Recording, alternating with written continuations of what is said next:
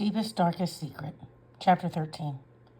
For most families in Prelo, Sunday means church, and the Guidry household is one of those. The boys are awake and fed by 8:30. Luke does the dishes by himself this time, and they dress in their nicest clothes. They all pile in the minivan and make their way down to St. Christopher's, the Catholic church in town. As they walk in, Luke sees the rest of them dip their finger in some water and put it on their forehead, their chest, and each shoulder. Confused, he glances at Miss G. "That's holy water," she explains. "This is the sign of the cross. In the name of the Father, the Son, and the Holy Ghost," she says, repeating the motions with her hand. Luke dips his own finger into the holy water and repeats the process, saying the words in his head. Luke is trying to remember if he's ever gone to church before. If he has, he doesn't recall doing that. They make their way to an empty row and sit, taking up an entire pew. Miss G sits at the end with Kevin next to her, then Anthony, Luke, and Marcus. She reaches down and unfolds the kneeler. Luke watches as she and the three boys kneel and make the sign of the cross again. He copies their motions. After a minute, they sit back down, and he again follows their lead. As the Mass goes on, they sit, stand, kneel, and repeat. They take a book from the back of the pew in front of them, and suddenly music is playing, and everyone in the church is singing. All the while, Luke does what they do, but he has no idea what's going on here. A man in a green and gold robe stands up in front of everyone and talks about someone named Jesus, and how great he is, and how he saved us all. Luke doesn't know this man. He doesn't remember anyone saving him except maybe Officer Troy. While the man up front is talking, Anthony stomps hard on Luke's foot. Luke's mouth opens wide, but no sound comes out. Anthony stares at him with a twisted, evil sort of smile, like he's daring him to react. Marcus leans over and quietly says, "Leave him alone, Anthony. What is wrong with you? Can't you behave in church?" Anthony copies him in a mocking tone and turns his attention back to the man in the robe. After everything is done, everyone stands up and starts walking out of the church. It feels like it's taking forever for people to get to the door. Outside, Luke figures out why.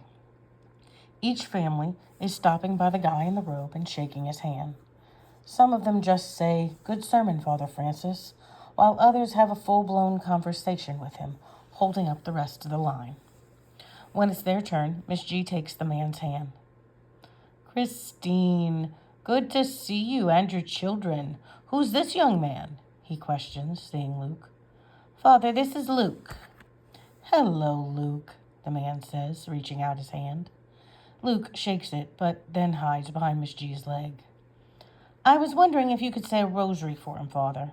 He hasn't said a word to anyone since Troy Hebert found him Tuesday night. He's been with us since Thursday evening." "Of course, my child," he agrees. He reaches down to Luke and puts his hand on his forehead for a minute, not saying a word. Luke's eyes grow wide with concern, and he pulls his head back, giving Miss G a confused look. "It's okay, Luke. He was saying a prayer for you," Miss G explains. Then she turns back to the priest and says, "Thank you, Father. Have a blessed week." Looking over her shoulder, she says, "Let's go, boys. Everyone in the van." As the other boys pile into the van, Miss G pulls Anthony aside. Luke can't hear what she's saying to him, but from the look on her face, it doesn't seem like she's happy. When they return home, it's time for lunch, and then they are free to enjoy their afternoon. Luke waits for Marcus or Kevin to suggest something to play, but they just plop down on the couch and turn on the television. Luke takes a seat as well, wondering how the taking turns thing works today. Anthony sulks back to their room after lunch, punished from his stomping stunt during Mass. Without Anthony, there are no arguments between the boys about who gets to choose or what they're watching. In fact, Marcus and Kevin have a civil discussion about what to watch and mutually agree on something. "Sound all right to you, Luke?" Kevin asks.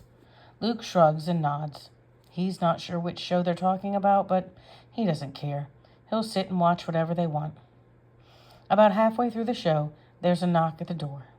Miss G answers it. Luke can hear a male voice talking to her. As the voices come closer, he turns and sees it's Officer Troy. He waves to him over his shoulder. Hey there, Luke, Troy greets him. How are things going here? Luke smiles, nods, and gives Troy a thumbs up. That's great to hear. I came to talk with Miss Christine about making plans to take you fishing. She says this coming Saturday would be a good day to do that. What do you think? Luke kneels on the sofa, turning around to face Troy. A smile spreads across his face and he nods. Troy laughs. That's about as good of a yes as I'm going to get, I think. Fish like to wake up and eat early in the morning. You make sure to listen and get up when Miss Christine tells you to, okay? We'll go back out to Grand Mare's and see what's biting. She'll be happy to see you again. Another thumbs up from Luke gives Troy his answer. All right, I'll see you then, man, he says to Luke. Addressing the other boys, he asks, Marcus, Kevin, y'all doing all right? Yes, sir, the boys respond in unison. Good to hear. Take care of yourselves, and Luke, too, okay?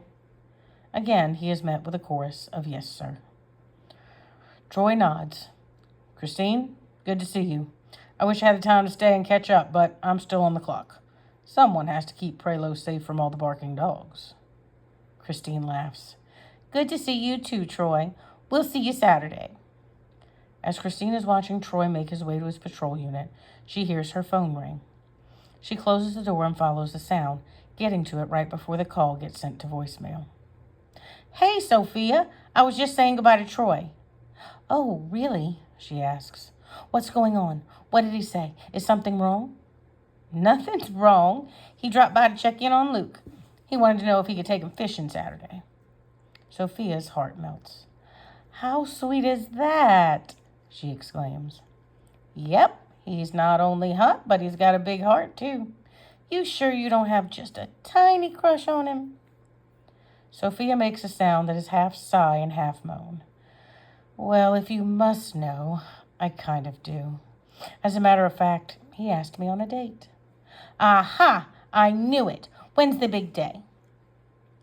We're meeting for dinner Wednesday night. It's his next day off. Christine hears arguing coming from the living room.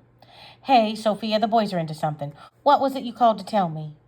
Oh, yeah, I forgot to call you Friday to let you know that Troy spoke to the Board of Education, and it's going to take them about a week to pull together the list of homeschoolers in the area.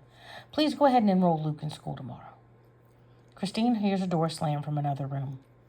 Will do. Let me go see what they're arguing about. Have a great rest of your day. Same to you, Sophia says as they end their call. In the living room, Christine finds Marcus and Anthony on the floor.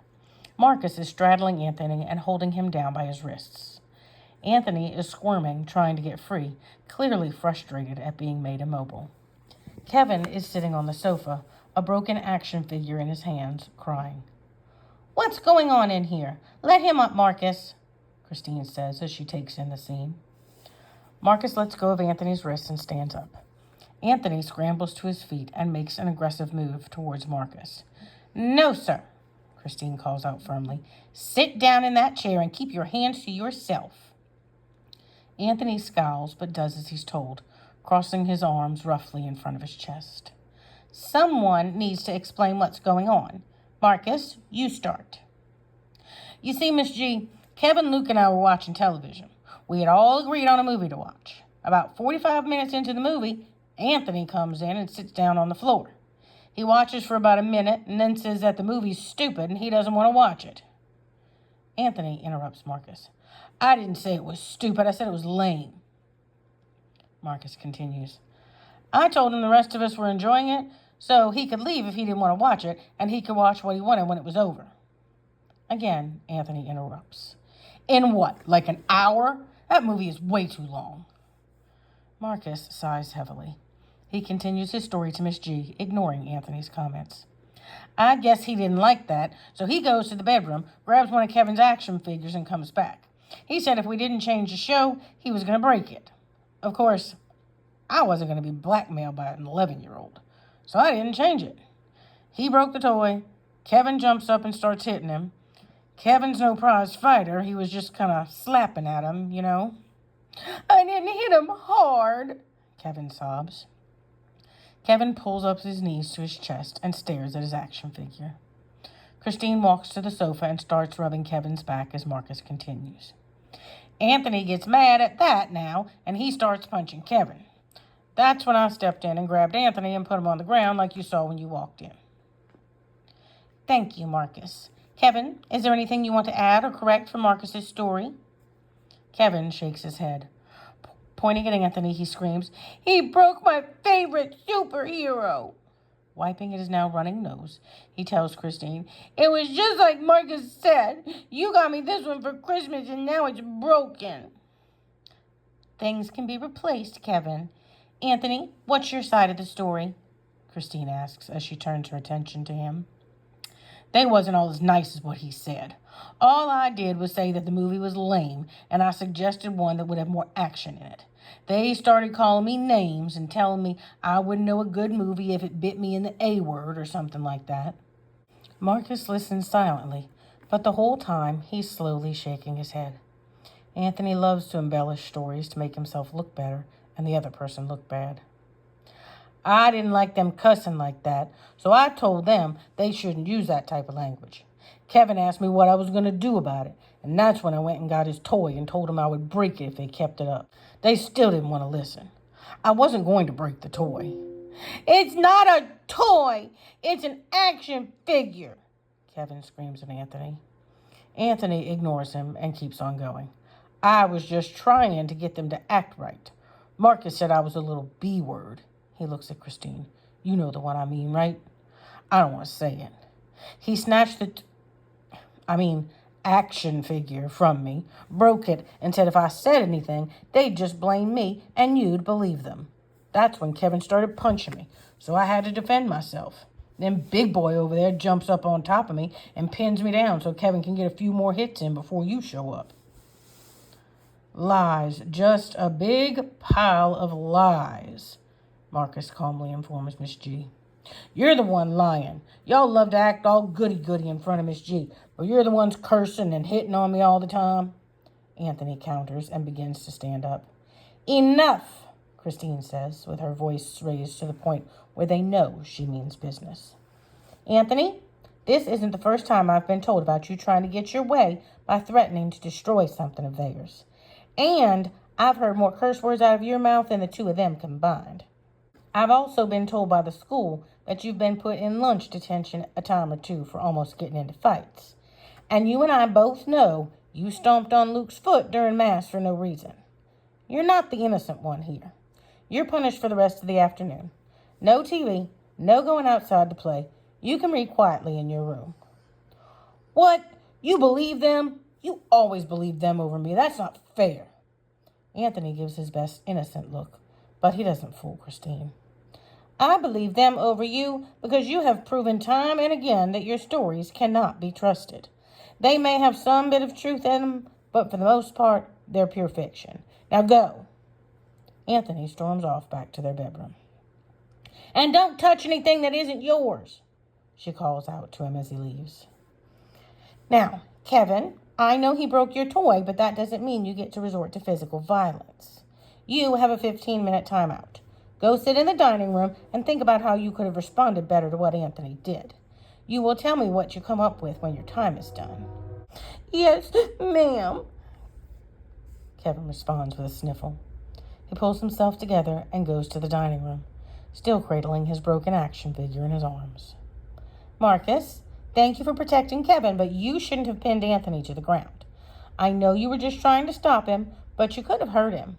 You sitting here with the TV off for 15 minutes, and when your time is up, you too can tell me how you could have better handled the situation.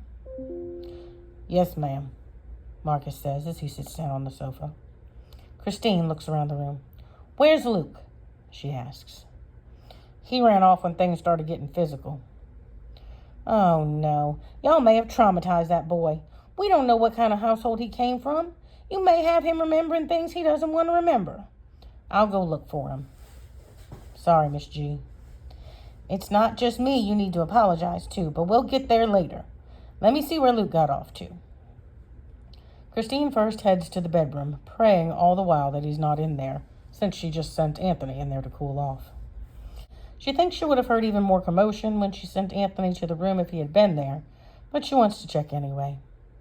Peeking her head around the doorframe, she sees only Anthony. He's on his own bed, reading. He doesn't even look at her. Leave me alone. I'm just doing as you told me, he barks petulantly at her.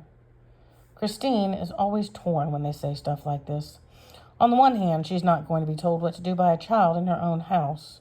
On the other hand, if she tells him that and refuses to leave him alone, it's just going to cause a big argument. She decides to go somewhere in the middle. I'm going to leave you alone. I was just looking for Luke. Thank you for doing what you were told. She pulls her head back and leaves. She checks the whole house. From one room to the next, she only finds emptiness or a boy taking his punishment. Luke is nowhere in the house. That's when she remembers hearing a door slam when she was on the phone with Sophia. That had to be him. The other three were all in the living room. Marcus, she calls out. Come here, please. Marcus comes into the front room. Miss G, it hasn't been 15 minutes, and I still don't know how I could have handled that situation better. I'm putting that on hold for a little while. I think Luke left the house. I need you to help me find him. Shoot, Marcus shouts. Luke's my boy. He doesn't know where he's going around here. He could get lost. You take the front. I'll go out back.